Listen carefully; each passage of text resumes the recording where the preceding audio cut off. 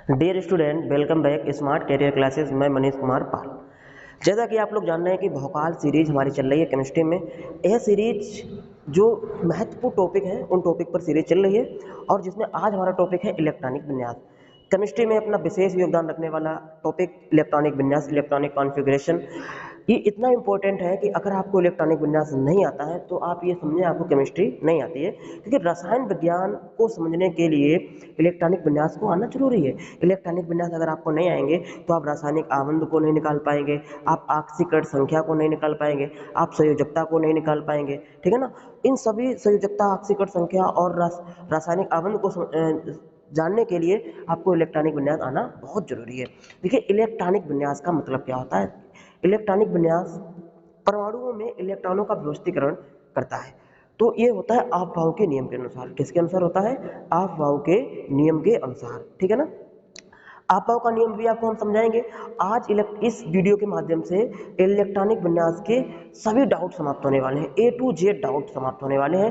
कोष, उपकोष, कक्षक क्या होते हैं, ठीक है ना। इलेक्ट्रॉनों का व्यवस्थीकरण कैसे होता है, इनमें इलेक्ट्रॉनों की संख्या कितनी होती है, ए टू जेड टॉपिक इसी वीडियो के माध्यम से समाप्त होने वाले हैं। तो अब हम आपका शुरू करते हैं अफबाउ का नियम। ठीक है ना। आप लोग केमिस्ट्री पढ़ते हैं, फिजिक्स पढ़ते हैं, बहुत सारे वैज्ञानिक होते हैं जिनका नाम आता है, तो आप लोग ठीक है ना। अफबाउ का नियम में आप लोग समझ रहे होंगे कि अफबाउ किसी वैज्ञानिक का नाम है, तो आप लोग बिल्कुल गलत है। क्यों? क्योंकि अफबाउ वैज्ञानिक का नाम नहीं है। अफबाउ एक जो है ना, ये जर्मन भाषा का शब्द है। किस भाषा का शब्द है? जर्मन भाषा का शब्द है। और ये अफबाउ जो है ना, ये जर्मन भाषा का शब्द है और जिसका अर्थ क्या होता है, ये जर्मन भाषा का शब्द है अफबाउ। ठीक है ना। और इसका जो अर्थ होता है बच्चों, इसका जो अर्थ होता है वह होता है रचना करना या निर्माण करना। रचना करना या निर्माण करना, या निर्माण करना। ठीक है बच्चों। अब देखिएगा, बहुत सारे बच्चों को एक डाउट होगी कि अफबाउ किसी वैज्ञानिक का नाम है। बिल्कुल भी वैज्ञानिक का नाम नहीं है। अफबाउ एक जर्मन भाषा का शब्द है। अफबाउ एक जर्मन भाषा का शब्द है जिसका अर्थ होता है रचना करना या निर्माण करना। ठीक है ना। रचना करना या निर्माण करना। अब इसका अफबाउ का नियम होता क्या है? जब भी कोई भी नियम होता है तो हम लोग उसका लिखते हैं उस नियम के अनुसार, यानी आप इस नियम के अनुसार। ठीक है ना। अफबाउ का नियम ठीक है ना, क्या है देखिएगा। किसी परमाणु में इलेक्ट्रॉनों का प्रवेश, किसी परमाणु में इलेक्ट्रॉनों का प्रवेश विभिन्न उपकोषों में ऊर्जा के बढ़ते हुए क्रम में होता है।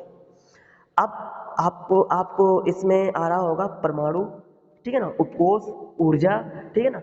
परमाणु क्या होता है, मैं आपको बता चुका हूं कि परमाणु 35 कणों से मिलकर बना होता है, अवयवी कणों से मिलकर बना होता है, जिनमें 3 स्थायी अवयवी कण होते हैं, इलेक्ट्रॉन, प्रोटॉन और न्यूट्रॉन। परमाणु का जो केंद्रीय भाग होता है उसे नाभिक बोलते हैं, और नाभिक में प्रोटॉन और न्यूट्रॉन रहते हैं। बाहरी कक्षा में इलेक्ट्रॉन चक्कर लगाता है। उसी परमाणु में जो इलेक्ट्रॉनों का प्रवेश होगा, इलेक्ट्रॉनों का व्यवस्थीकरण होगा, वो हम लोग अफबाउ के नियम के अनुसार करते हैं। तो किसी परमाणु में इलेक्ट्रॉनों का प्रवेश विभिन्न उपकोषों में ऊर्जा के बढ़ते हुए क्रम में होता है। इसका मतलब क्या हुआ कि जो इलेक्ट्रॉन होगा ये निम्न ऊर्जा से उच्च ऊर्जा में प्रवेश करता है, यानी कि परमाणु में इलेक्ट्रॉन निम्न ऊर्जा से उच्च ऊर्जा में प्रवेश करता है बच्चों। ठीक है ना। ठीक। अब हम लोग बात करते हैं, अब आज आपके सामने मैं परमाणु को बनाऊंगा, कोष बनाऊंगा, उपकोष बनाऊंगा। पहले तो आप ये समझिएगा कि किसी परमाणु में कोष कितने होते हैं बच्चों, ध्यान दीजिएगा। परमाणु में कोष कितने होते हैं। देखिए, जब तक आपको कोष, उपकोष नहीं पता होगा, आप इलेक्ट्रॉनिक विन्यास को नहीं समझ सकते। तो पहले हम क्या करते हैं, कोष के बारे में समझते हैं।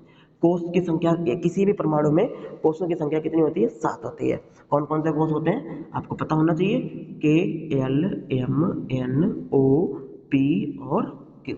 ठीक है ना। ये हमारे 7 कोष होते हैं। ये के जो होता है ना, ये पहला कोष होता है, एल होता है दूसरा, एम होता है तीसरा, एन होता है चौथा, ओ होता है पांचवा, पी होता है छठा और क्यू होता है सातवां। ये कोषों की संख्या है। अगर हमारा पहला कोष है तो वो के कोष कहलाता है, दूसरा है तो वो एल कहलाता है, तीसरा है तो वो एम कहलाता है और चौथा है तो वो एन कहलाता है। इसी प्रकार से आपके सामने लिखा हुआ है। देखिएगा बच्चों, कोषों में अधिकतम इलेक्ट्रॉनों की संख्या, कोषों में अधिकतम इलेक्ट्रॉनों की संख्या, अधिकतम इलेक्ट्रॉनों की संख्या का एक सूत्र होता है बच्चों। क्या होता है? 2n²। क्या होता है? 2n²। आपको शायद दिख रहा होगा 2n²। ठीक है ना। यहाँ पर जो n होता है ना, n यहाँ पर क्या होता है, n होता है कोस की संख्या, कोस की संख्या, कोस की संख्या, ठीक है ना। अब हम लोग बात करते हैं यहाँ पर कि अब हमारा जो पहला कोस है, पहला कोस हमारा कौन सा होता है, k होता है। अगर हम n की, यहाँ पर देखो ना, ये तो n की वैल्यू होगी, अगर हम यहाँ n का मान यहाँ रखेंगे 1, तो 1 का वर्ग होगा 1, और 1 में 2 का गुणा करेंगे कितना होगा 2, यानी कि k कोस में अधिकतम कितने इलेक्ट्रॉन होते हैं, 2।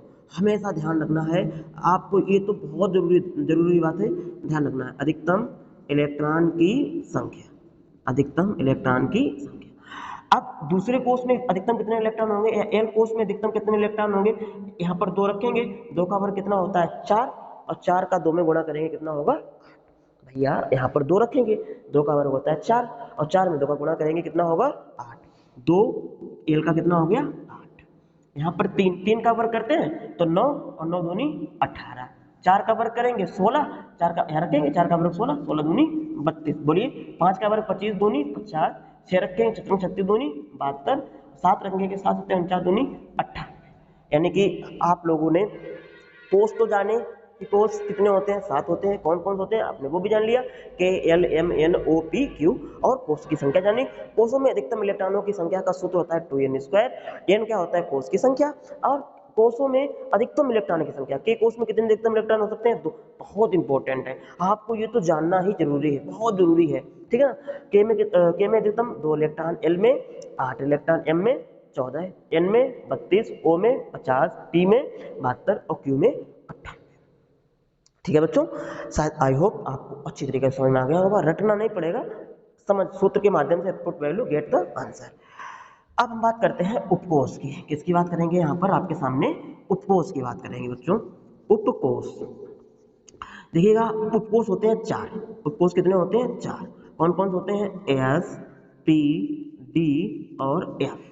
एस में अधिकतम इलेक्ट्रॉनों की संख्या होती है 2, पी में अधिकतम इलेक्ट्रॉनों की संख्या होती है 6, डी में अधिकतम इलेक्ट्रॉनों की संख्या होती है 10, एफ में कितनी होती है 14, ठीक है ना, 2, 6, 10 और 14। इसकी फुल फॉर्म होती है sharp principle diffuse fundamental, sharp principle diffuse fundamental.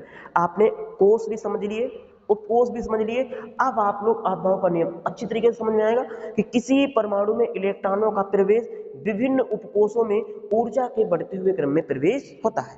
मैं आपके सामने एक परमाणु बनाता हूं, ये आपका परमाणु है, ठीक है बच्चों, ये हमारा केंद्रीय भाग होता है, और केंद्रीय भाग में प्रोटॉन और न्यूट्रॉन रहते हैं आप, ठीक है ना। और ये जो बाहरी कक्षा होती है ना, इस कक्षा में इलेक्ट्रॉन चक्कर लगाता है। अब का नियम आपने देखा होगा, स्ट्रक्चर देखी होगी ना, 1s 2s ठीक 2p, वो कहाँ से आती है, उसी का फॉर्मेशन हम आपको बताने वाले हैं। आप लोग खुद जानेंगे कि ये आता कहाँ पर है, कहाँ से है।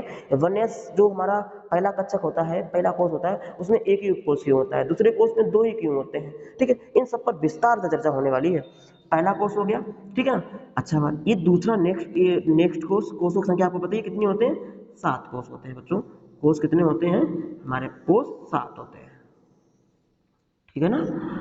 इस प्रकार से कोषों की संख्या कितनी होती है, 7 होती है, 1 2 3 4 5, ठीक है ना। यहाँ पर बना दे रहा हूँ 6 और ये 7, आप लोग इसे पूरा कर लेना, ठीक। चलिए मैं कर देता हूँ, नहीं तो आप कहेंगे सर पूरा नहीं किया था, हमारे यहाँ पर है ना, ठीक। ये हमारे 7 कोष हो गए। कोष, ये जो हमारा जो बाहरी कक्षा होती है, इसी कक्षा में इलेक्ट्रॉन चक्कर लगाता है। ये हमारा पहला कोष है, ये हमारा दूसरा कोष है, ये हमारा तीसरा, चौथा, पांचवा, छठा, ठीक है ना, और ये हमारा 7वां कोष है, ठीक है ना। आई होप आपको समझ में आ रहा होगा, शायद आपको ये दिख नहीं रहा होगा, कोई दिक्कत की बात नहीं, आप समझ पा रहे हैं, ठीक है ना। अच्छा, अब देखिए पहला कोष होता है ना, पहला कोष भैया कौन सा होता है, किसका नाम क्या होता है, के, दूसरे का क्या होता है, एल, एम, चौथे का क्या होता है, एन। एन तक आपको दिख रहा है, शायद नहीं दिख रहा होगा, ठीक है ना, चलिएगा कोई नहीं, ठीक है ना। एन ओ इसी प्रकार से होते हैं। पहला कोष है ना, तो इसमें एक उपकोष होगा 1s, इसमें होगा 2s 2p, 2 उपकोष, इसके कितने होते हैं 3s 3p और 3d, ठीक है ना। चौथा कोष में 4s 4p 4d और 4f, 5 में 5s 5p 5d 5f, और इसके अलावा अब आप कहेंगे पांचवा उपकोष कौन सा होगा, पांचवा उपकोष होता ही नहीं है। आप लोग एक्सपेरिमेंट करिएगा, खोज करिएगा, नाम रख लीजिएगा, कोई दिक्कत नहीं। अब हम आपके सामने बनाने वाले हैं स्ट्रक्चर देखिएगा जो स्ट्रक्चर बनती है वो कैसे बनती है, ध्यान दीजिएगा। इसे थोड़ा मैं साफ करता हूँ ताकि हमें लिखने में कोई दिक्कत ना हो। ठीक बच्चों, देखिएगा हमारे क्या नाम पहला कोष, ये देखिए हम यहाँ पर लिख लेते हैं कोष, ये सब दिख रहा होगा यहाँ तक तो, ठीक है ना।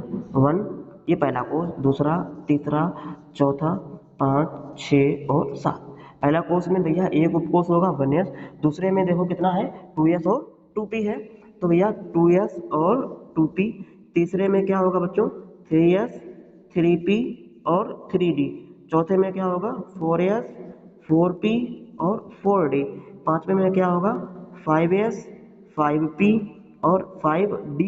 ठीक, छठे में क्या होगा 6s, 6p और यहाँ पर सॉरी यहाँ पर 4f होना चाहिए, 4f, यहाँ पर 5f होना चाहिए, ठीक है ना, क्योंकि पहले कोर्स में एक उपकोष, दूसरे में 2, तीसरे में 3, चौथे में 4, पांचवें में 4 ही तो होंगे क्योंकि पांचवा कोर्स ही नहीं होता है। ठीक है ना, 6x, 6p, 6d, 7 में 7s और 7p। ठीक है ना, ये आपने समझा, अच्छी तरीके से समझना है आपको। अब हम यहाँ पर करते हैं थोड़ा सा गोला, ठीक है ना। अच्छा, ये क्यों कर रहे हैं, क्योंकि अभी हम आपका वो इसका जो ग्राफ होता है वो भी बनाते हैं आपके सामने, ठीक है ना, जिससे आपको समझने में कोई प्रॉब्लम नहीं होनी चाहिए। देखिए ये पहले हमारा इलेक्ट्रॉन जाता है 1s में, किस में जाता है 1s में, उसके बाद हमारा इलेक्ट्रॉन 2s में जाता है, उसके बाद में हमारा इलेक्ट्रॉन 2p 3s, फिर 3p 4s और फिर इसके बाद में 3d में जाता है 4p में। ये समझने का कोशिश करिएगा, बहुत आसान होने वाला है आज आपका इलेक्ट्रॉनिक विन्यास। ठीक, कैसे निकालते हैं, आपके सारे डाउट अब हमेशा के लिए समाप्त होने वाले हैं। पहला इलेक्ट्रॉन 1s में जाता है, फिर उसके बाद में इलेक्ट्रॉन किस में जाता है बच्चों 2s में। जब 2s का चक्र पूरा हो जाता है तो 2p में जाता है, फिर 3s, जब 3s भी पूरा हो जाता है तो 3p में जाता है और फिर 4s। 3p के बाद किस में जाता है बच्चों 4s में, ठीक है ना। फिर इसके बाद में ये किस में जाता है 3d में। ये क्रम है, आप लोग ये पूरा कर लेना है आपको, ठीक है ना बच्चों। चलिए मैं कर देता हूँ, नहीं तो आप लोग कंफ्यूज हो जाएंगे, ठीक है ना। अच्छा, अब देखिए पहले इलेक्ट्रॉन किस में जाएगा बच्चों 1s में जाएगा, किस में जाएगा 1s में, यानी कि अब हम ऊर्जा के बढ़ते हुए क्रम में लिख रहे हैं आपके सामने, यहाँ पर लिखेंगे। पहले इलेक्ट्रॉन किस में जाएगा 1s में, फिर उसके बाद किस में जाएगा 2s में, फिर 2s के बाद में किस में जाएगा 2p में, और 2p के बाद में किस में जाएगा 3s में, और 3s के बाद किस में जाएगा बोलो 3p में, और 3p के बाद किस में जाएगा 4s में, और 4s के बाद किस में जाएगा 3d में। ठीक है, फिर 4p, फिर 5s, 5s, ठीक 5s, उसके बाद में 4d, और उसके बाद में 5p, इसके बाद में 6s, इसके बाद में 4f, इसके बाद में 5d, इसके बाद में 6p, और उसके बाद में 7s, और इसके बाद में 5f, 6d और 7p। ठीक है ना, ये हो गया ऊर्जा का बढ़ता हुआ क्रम। ठीक है बच्चों, अच्छा बात, आई होप, उम्मीद है कि आपको बहुत अच्छी तरीके से समझ आया होगा। अफवाह का नियम, अफवाह जो है ना, ये कोई वैज्ञानिक नहीं है, और ये एक जर्मन भाषा का शब्द है जिसका अर्थ होता है रचना करना या निर्माण करना। इस नियम के अनुसार आपने लिखा है कि किसी परमाणु में इलेक्ट्रॉनों का प्रवेश विभिन्न उपकोषों में ऊर्जा के बढ़ते हुए क्रम में प्रवेश करता है, ऊर्जा के बढ़ते हुए क्रम में प्रवेश करता है। अब परमाणु में कोष कितने होते हैं, मैंने आपको बताया 7 कोष होते हैं। कौन कौन से, K L M N O P Q, इनकी संख्या मैंने लिखी। कोषों में अधिकतम इलेक्ट्रॉनों की संख्या का सूत्र होता है 2n²। अधिकतम इलेक्ट्रॉन की संख्या होती है, आपने उस सूत्र में रखा 2, 8, 18, 32, 50, और उसके बाद 72, 98 आपने निकाल लिया।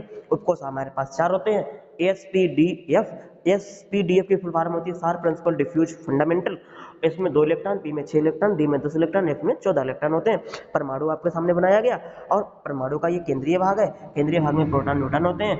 न्यूट्रॉन पर कोई आवेश होता नहीं है, प्रोटॉन धनावेशित होता है, इसीलिए हमें इसमें यहाँ पर पॉजिटिव चिन्ह होता है, और इसे हम लोग क्या बोलते हैं, नाभिक बोलते हैं, जिसके बारे में हम आपको अच्छी तरीके से परमाणु भौकाल सीरीज में जब हमने आपको परमाणु के बारे में बताया था, मैंने सब बता दिया था उसमें।